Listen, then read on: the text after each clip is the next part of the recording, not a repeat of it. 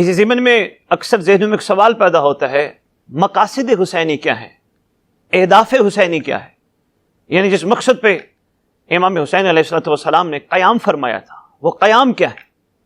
تو اس ضمن میں جب مختلف علماء اور عرفاء اور ماشاءاللہ واعظین نے اپنے اپنے انداز پہ صدیوں سے بہت خوبصورت گفتگو کی، ان میں قیام، اہداف اور مقاصد حسینی میں سب سے اہم چیز کو جو ظاہر کیا گیا وہ ہے حکم رسول صلی اللہ علیہ وآلہ وسلم. یعنی وہ حسین کہ جو بغیر اپنے نانا کے حکم کے، بغیر اللہ کے حکم کے، اور یقیناً نانا کا حکم بھی اللہ کا حکم تھا، اللہ نے جو فرمایا وہی کام اپنے نبی کے ذریعے امام حسین علیہ السلام تک پہنچا، اور امام حسین علیہ السلام نے اللہ کے اس فرمان کی تکمیل کے لیے اپنے نانا کی محنت کو چار چاند لگانے کے لیے کربلا کا رخ کیا. ویسے تو اہداف اور قیام حسینی میں بہت ساری چیزیں شمار ہیں جو مختلف علماء نے اپنی اپنی انداز میں لکھی ہیں. مثلا حصول شہادت، یہ ایک قیام حسینی کا مقصد لکھا گیا ہے کہ سرکار کا مقصد تھا ہمیں شہادت نصیب ہو، اور یقیناً ایک مسلمان کی یہ پہلی اور بہترین خواہش ہوتی ہے کہ اسے خداوند عالم دنیا میں شہادت نصیب فرمائے.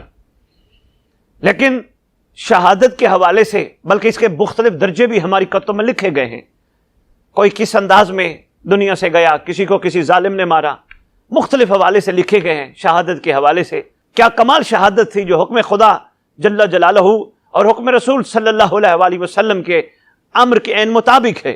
تو قیام حسینی میں یہ جو مقصد ہے حصول شہادت، یعنی شہادت کی تمنا امام مظلوم علیہ السلام کو، اور سرکار کی اس شہادت کے حوالے سے اگر ہم اس چیز کو اور زیادہ غور سے دیکھیں تو حکم رسول صلی اللہ علیہ وآلہ وسلم کے تحت کوئی بھی زمین پر انسان اگر اس عظیم مقصد کے لیے جس دور میں بھی کسی ظالم کے ہاتھوں مارا جائے، یقیناً وہ شہادت کا رتبہ پا جاتا ہے.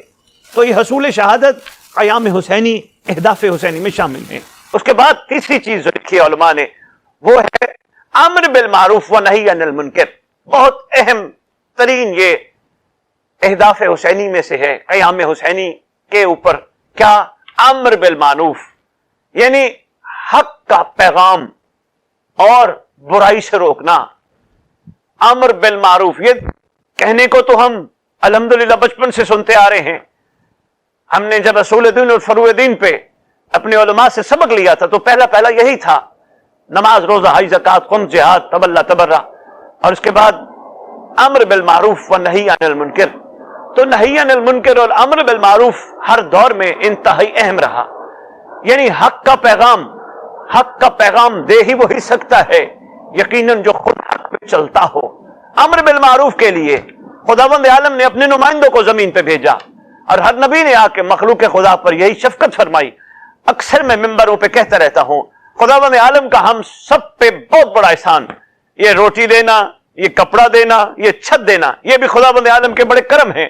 لیکن سب سے بڑا احسان یہ ہے خداوند عالم نے ہم سب کو ہر دور میں پوری روئے زمین پر رہنے والی انسانیت کو حجت سے نوازا.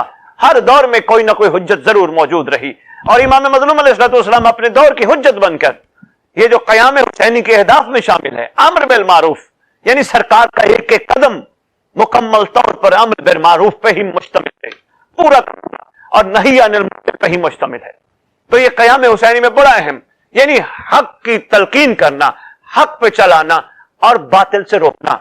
پھر وہی بات ایک میں چھوٹی سی بتانا چاہوں گا، یہ کر وہی سکتا ہے جو خود اس پہ عمل کرتا ہو. تو یہ سرکار نے آنے والی مخلوق کے لیے ایک بہت بڑا میسج چھوڑا. ہمارے اہداف میں یہ لازم و ملزوم ہے، ہر دور میں اس چیز کی ضرورت ہے، حق کے ساتھ چلنا، حق کی تلقین کرنا اور انکار کرنا ہر اس چیز کا جو خداوند عالم اور خداوند عالم کے پاک حبیب صلی اللہ علیہ وآلہ وسلم کو ناپسندیدہ ہے. قیام امام حسین علیہ السلام میں ایک اور چیز، بدعتوں سے مقابلہ، یہ اہداف حسینی میں شامل ہے.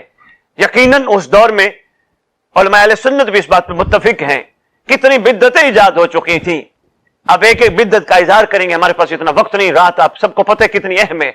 ان سب بدعتوں کے خاتمے کے لیے امام حسین علیہ السلام نے اپنا قیام پسند فرمایا. تو سرکار کا یہ قیام چوتھی اور پانچویں چیز بدعتوں کا خاتمہ، یہ بھی ایک بڑا اہم سا اس میں قیام حسینی میں شامل ہے۔ اس کے بعد ظلم سے مقابلہ کون کر سکتا ہے؟ یقیناً وہی کر سکتا ہے جس کے سر اختر پر وہ دستار ہو جو دستار رسالت کے ہاتھوں سے باندھی گئی ہو۔ یقیناً وہ یہی کام کر سکتے ہیں کہ ظلم سے مقابلہ، اور ظلم سے مقابلے کے لیے سرکار نے ہم پسند فرمایا، یہ رہتی دنیا تک ایک بہت بڑا میسج ہے۔ کوئی بھی کسی دور میں بھی افکار حسینی سے سبق لے کر یقیناً ہر دور کے ہر ظلم سے مقابلہ کر سکتا ہے، اور یہی افکار حسینی کو لے کر نان مسلم، میں بڑے بڑے غیر مسلموں کے میں جب پڑھتا ہوں کتب میں تو کمال کر دیا انہوں نے، کس خوبصورت انداز میں انہوں نے ظلم سے مقابلے کے لیے حسینیت کو مثال بنا کے مخلوق کے سامنے پیش کیا۔ حالانکہ وہ مانتے نہیں، مگر کیا بات ہے ان کی، وہ کہتے ہیں اگر آپ نے ظلم سے مقابلہ کرنا ہے، کسی سے بھی کرنا ہے، کسی دور میں بھی کرنا ہے، افکار حسینی کو اپنانا ہوگا، اس حسین کے قیام کو اپنانا ہوگا۔ تو یہ بھی اسی ضمن میں شامل ہے۔ میں اجمالی صاحب کی خدمت میں یہ چیزیں پیش کر رہا ہوں وقت کی مناسبت سے۔ اس کے بعد جو لکھا ہے ہمارے علماء نے، سنت رسول صلی اللہ علیہ وآلہ وسلم کو زندہ کرنا، یہ قیام حسینی میں شامل ہے۔ یقیناً وہی سنت رسول صلی اللہ علیہ وآلہ وسلم کو زندہ کر سکتا ہے جو رسول کا جگر گوشہ ہو، جو رسول کا خون ہو، وہی رسول کی سنت کو زندہ کر سکتا ہے۔ اوپر پوری کائنات کی نگاہ ہو، کس حوالے سے؟ وہ نگاہ آج بھی کائنات میں ہے کہ جب رسول اکرم صلی اللہ علیہ وآلہ وسلم نے اس شہزادے کو اپنے کندھوں پہ سوار کر کے مخلوق کے سامنے دنیا کو دکھایا، کیا خوبصورت سوار ہمارے کندھوں پہ بیٹھے ہیں۔ اسی سرکار نے سرکار صلی اللہ علیہ وآلہ وسلم کی سنت کو ماشاءاللہ زندہ فرمایا، یہ قیام حسینی میں شامل ہے۔ اس کے بعد جو اہم چیز ہے اسی قیام حسینی میں، وہ بہت اہم چیز ہے، وہ ہے احترام انسانیت۔ آپ یقین جانیے ناظرین، احترام انسانیت یہ کربلا کا بہت بڑا درس ہے، بہت بڑا سبق ہے۔ یعنی سرکار کا ایک ایک قدم، کوئی بھی لمحہ آپ اٹھا کے دیکھ لیں، کسی بھی موڑ پہ سرکار کو دیکھ لیں، کیا خوبصورت احترام انسانیت کی مثال زندہ و پائندہ ہے۔ کسی بھی موڑ پہ سرکار نے انسانیت کے اوپر کسی قسم کا کوئی جبر نہیں کیا، ظلم نہیں کیا، کسی بھی انسان کو تکلیف نہیں دی۔ یہ سرکار نے ایک قیام میں مخلوق تک یہ پیغام پہنچانے کا کہ اس احترام انسانیت میں کیا چیز شامل ہے۔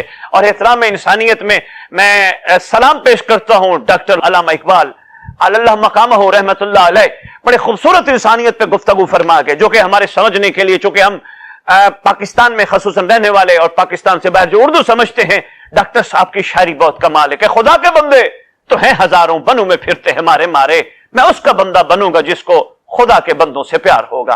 ناظرین، احترام انسانیت کے ساتھ ساتھ ایک اور بڑا اہم قیام حسینی ہے، اہداف حسینی ہے، وہ ہے عزم، ہمت اور حوصلہ۔ یہ اتنا بڑا سرکار کا یہ قیام کا مقصد ہے، ہدف ہے۔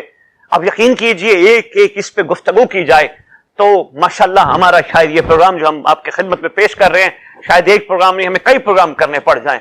عزم مین مضبوطی، پکا مصمم ارادہ، جہاں ٹھہر جانا، ادھر سے ہلنا نہیں، اپنے آپ کو مضبوط رکھ کے، اپنے ایمان کو مضبوطی سے رکھ کے اس سلسلے کو چلائے رکھنا۔ جیسا کہ میں اکثر دوستوں سے بیٹھ کے محفلوں میں بیٹھ کے گزارش کرتا رہتا ہوں، آج آپ کی خدمت میں سچ ٹی وی کے ذریعے پیغام دینا چاہتا ہوں۔ یقیناً مسلم مومن یہ معیار ہے کہ وہ شک سے پاک ہوتا ہے۔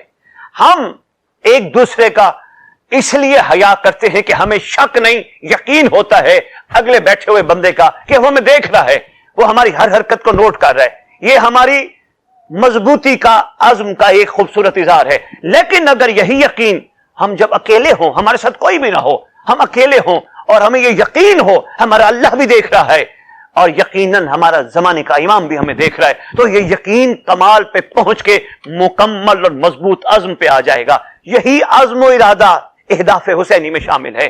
عزم ایسا مضبوط کہ کوئی بھی چٹانیں ان کو ہلا نہیں سکی۔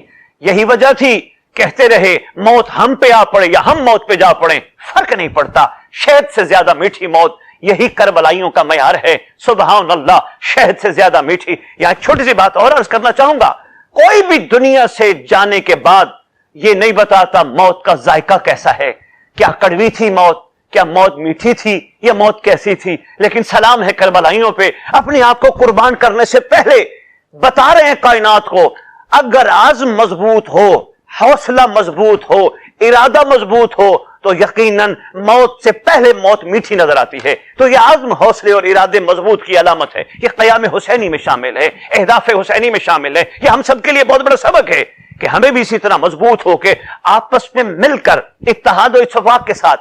بلکہ میں اگلے دن ایک بہت اہم بات کر رہا تھا، میں چاہتا ہوں سچ ٹی وی کے توسط سے میں آپ تک یہ پیغام پہنچاؤں. یاد رکھیے، ہم بن گئے ہیں فیصلہ کرنے والوں میں اکثر. یعنی میں یہ کہتا ہوں یہ غلط ہے، میں یہ کہتا ہوں یہ ٹھیک ہے. یقین جانیے یہ حسینی اہداف کے خلاف ہے. ہمیں چاہیے ہم خداوند عالم کے امر کا انتظار کریں.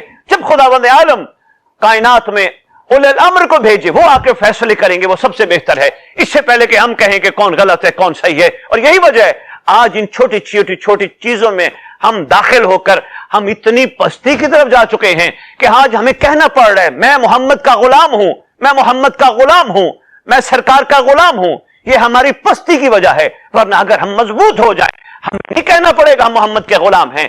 دنیا دیکھ کے کہے گی اگر یہ محمد کے غلام ہیں تو ان کا محمد کیسا ہوگا. اسی لیے اس عزم، ہمت اور حوصلے کو اگر انسان مضبوطی کے ساتھ لے کے چلے، یہ اہداف حسینی میں شامل ہے، تو یقین کیجئے ایسے راستے کھل جاتے ہیں. انسان کی خوبصورت منزلوں میں منزل کا کیا کمال اضافہ ہو جاتا ہے. یہ اہداف حسینی میں شامل ہے.